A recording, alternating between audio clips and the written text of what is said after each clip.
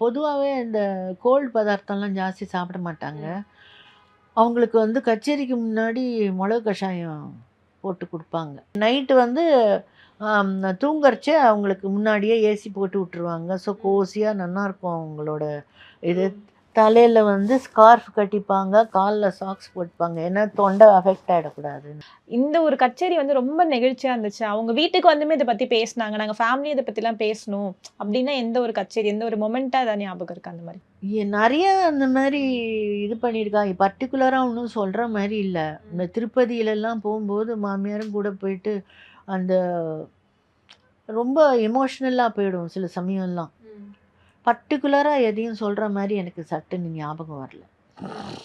எல்லாமே யூனிக்கா இருக்கும். எல்லாமே ஸ்பெஷலா இருக்கும் இல்லையா? அதனால நம்ம வந்து எதையுமே தனிப்பட்ட முறையில சொல்றதுக்கு தெரியல.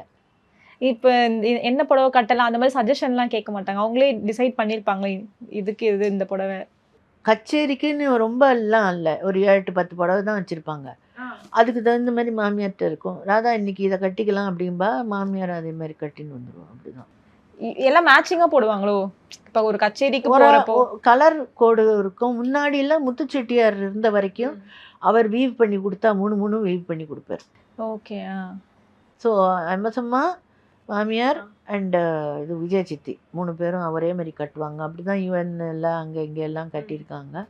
அத வச்சுட்டு தான் எங்க மாமியார் வந்து நல்லில இன்ட்ரோடியூஸ் பண்ணி, நாங்க வந்து எங்களுக்கு வேணுங்கிறத வீவ் பண்ணி வாங்கிப்போம். இத பார்த்துட்டு தான் எங்க அம்மா, பெரியம்மா, நான் 3 பேரும் தனியா ஆர்டர் குடுத்து, நாங்க ஒரே மாரி கட்டிக்க ஆரம்பிச்சோம். நீங்க இப்போ புடவையுமே சொன்னீங்க. நெறைய ஸ்டைல் வந்து நான் அவங்கள மாரி தான் நான் வந்து பண்ண ஆரம்பிச்சேன். அதுக்கப்புறம் எனக்கு அது பழக்கமாயிடுச்சுன்னு. பர்ட்டிகுலரா அவங்க என்ன மாரி புடவைகள்லாம் விரும்பி கட்டுவாங்க? இல்ல இந்த பார்டர்லாம் பர்ட்டிகுலரா சொல்லுவாங்களே, குட்டியா இருக்கணும், பெருசா இருக்கணும். அந்த மாரி ஏதாச்சும் சொல்லுவாங்களா? ரெட்டப்பேட்டு அவங்களுக்கு ரொம்ப ஆ. பிடிக்கும். Double side ரெட்டப்பேட்டு. ஆ அதுக்கப்புறமா சிங்கிள் பேட்டா இருந்ததுன்னா, அடைச்சு திக்கா அந்த மாரி.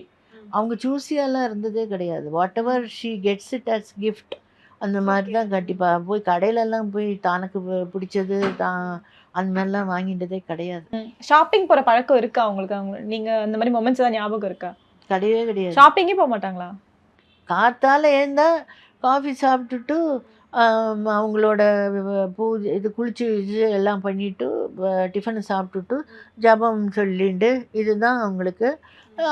இங்கே வரணும்னா பொண்ணு வீட்டுக்கு வரணும்னா இங்கே வருவாங்க. இல்லாட்டா விஜய சித்தியாத்துக்கு போவாங்க. மத்தியானம் வீட்டுக்கு போயிட்டு டிஃபன் சாப்பிட்டுட்டு, இல்லை இங்கே சாப்பிட்டுட்டு போகிறாங்களோ அந்த மாதிரி. சாயந்தரம் ஆனானாக்கா தலையை வாரிண்டு அந்த மாதிரி பண்ணிட்டு, அப்புறம் வந்து ராத்திரி ரேடியோ கேட்டுன்னு டிவி பார்த்துன்னு அந்த மாதிரி சின்ன சின்ன டியூரிங் எங்கள் வீட்டுக்கு வரைச்சே ப்ராக்டிஸ் செஷன் அங்கே தனியாக அவங்க அப்படியே கோத்ரூ பண்ணிட்டு இருப்பாங்க. ஸோ இப்படி தான் அவங்க லைஃப்.